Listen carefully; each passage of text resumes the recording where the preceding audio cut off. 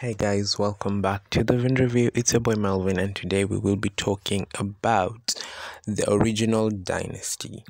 Well, if you've heard about Dynasty, then you know the one on the CW and Netflix. But then that was not the original version because there was a 1980s version that was super popular during its day. And yeah, let's get into it. So basically, the idea for Dynasty came about when ABC wanted to make a show to compete with the hit CBS show Dallas. So that's when they enlisted the Shapiros, a married couple, who had written a script for a show they had called Oil. So that was the early draft of the script. The show was called Oil. It was centered around an American family that dealt in fuel. So the script went through various changes, and when it was done, it was renamed Dynasty. And that's when the casting began, and Aaron Spelling, I believe, had already gotten on board.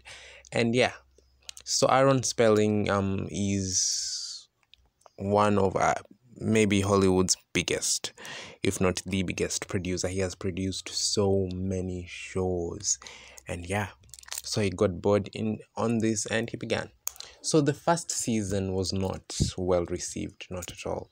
The first season was critiqued for being a Dallas wannabe. The show was called a copycat. It lacked originality. It lacked, drama. So it was basically trashed. And so that's when the producers went back to the drawing board and decided to do a revamp of the show. And during the last episode of the first season, when it was rewritten and reshot, then they included a character that was not originally meant to appear on the show. And that's when they added Blake Carrington's ex-wife, Alexis. She was not supposed to appear on the show. So they included her, and then in the last episode, we see a woman get into the courtroom. She is a witness for the prosecution, and that's when the show ends on a cliffhanger who the woman is. So when the second season begins, that's when we see the British actress Joan Collins playing Alexis Carrington, and she comes in and the show gets a total revamp and it becomes a different show, and that's when the show now gains popularity. So let me give you a brief plot line of the show. The show follows the oil magnate Blake Harrington, who is engaged to his secretary, Crystal Jennings, and Crystal is this loving, cheerful woman. She's younger than Blake. She was his secretary, and they get engaged, and his daughter hates her and thinks that she's going to steal her place in her father's life. She's not well received in the Carrington mansion, and yeah, it's just a bunch of drama. And the first season was very dry, but when Alexis entered the picture in the second season, that's when the show entered the top 20 of the most watched shows in America, then the top 10, and then in about 1985 it became the number one show in America. And it didn't just have a following in America, by the way, it had a following all over the world. This show was super popular, and it knocked Dallas off of its number one spot, and it really did so many things. So today we'll be talking about this show's impact. With the many characters that Dynasty had, we had a particular character that stood out from all of the characters. That was Dominique Devereaux.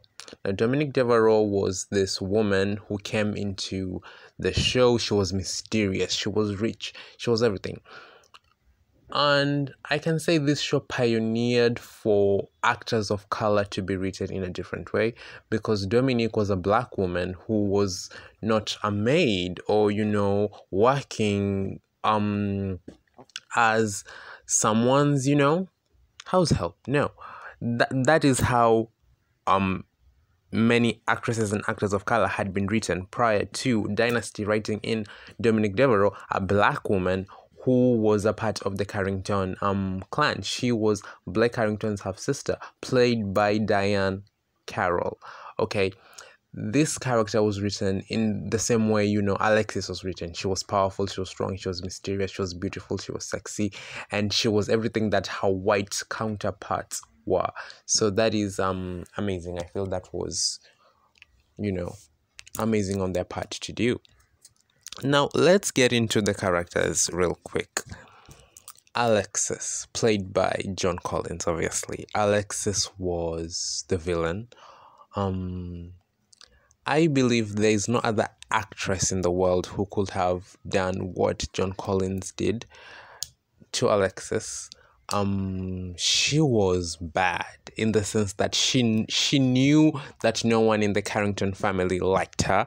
She knew that, her and Blake will probably never get married together. But then she always undermined Crystal's authority and, place in the Carrington family.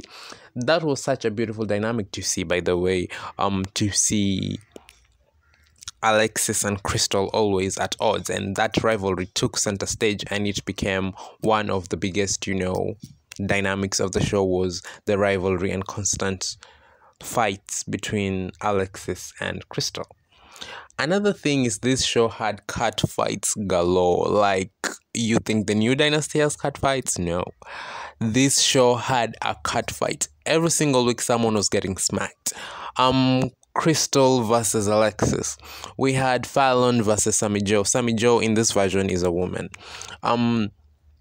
We had Kirby versus Alexis. Everyone wanted to strangle or slap Alexis. Alexis had a sharp tongue. I mean, that was her area of expertise. She had these one-liners, that were epic, but then she could not fight. And on one hand, Crystal was silent, and she never really had a sharp tongue, but then she could actually throw a punch. So whenever it came to physical fights, then Alexis did not stand a chance with Crystal or any other person. So the cat fights. So are we saying that this show was defined by its cat fights? Because when you ask many people, then they definitely remember the cat fights. But then, was this show just about the cat fights and the glamour and the fashion? Wasn't there anything more to the show? Because when I look at the show and when I look at people's reactions on social media and people talking about it, they say, oh, when I was a child in the 80s growing up, then I remember, and then the cat fights, and then the fashion. Yes, this show was a phenomenon. This show had many cat fights, but then is it the legacy that Dynasty has left, that it was just about the cat fights? As I told you in the first season, when that didn't work out, they decided to do a revamp on the show. They went back to the drawing board and had to rewrite the show. This is where they went from something relatable to something very unrelatable. They upped the drama by 100%. The fashion was up 100%. The costumes are designed by Nolan Miller, who is a designer that is well known. They basically amped everything by 100%, and that is when we had the campy Dynasty that we remember today. The Dynasty that is very, very, very extravagant, larger than life, so. And, I was talking about this with someone, and we were like, so is that the legacy that this version of Dynasty has left on people? Is that, yes, it's a classic soap opera that was loved, that was appreciated, but then is that the legacy of the show? And all we know is that it was all shoulder pads and cat fights. Because every week someone was getting smacked in the head. The cat fights became a staple. But then let's talk about something that many people don't realize about this show. This show was female-led, yes. Alexis, Crystal, Dominique, Fallon, we had Sammy Joe, Amanda, all of these were women, and they were bringing the drama and the storylines and etc. But then they brought middle-aged women, Alexis and Crystal Sable. They brought them in and made the show all about them.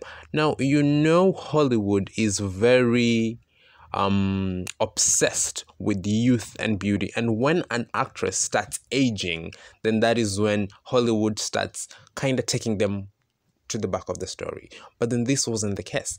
John Collins was was a woman that was aging. She was a middle-aged woman. So was Linda Evans. But then the show was all about them.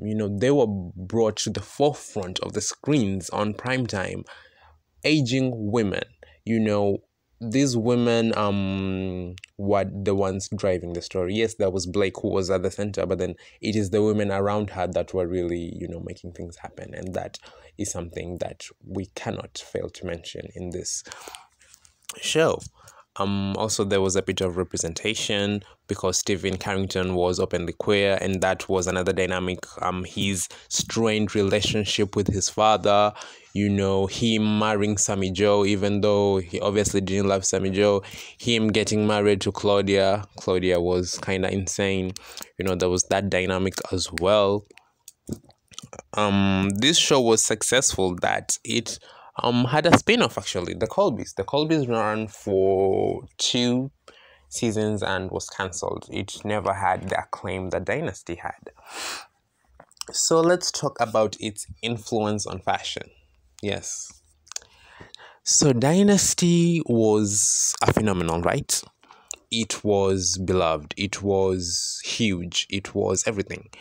And every week, women tuned in to watch these women, in this world that seemed so unreachable. And they wore these elusive costumes with these glamorous, accessories. And so many women wanted to replicate the looks that John and Linda wore on the show. But then how?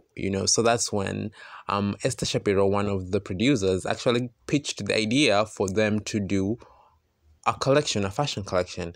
And then they started designing and the look and replicating the looks that were on the show and selling them. And the fashion line was a hit. Perfumes, we're talking clothes, suits, everything. They used to sell everything.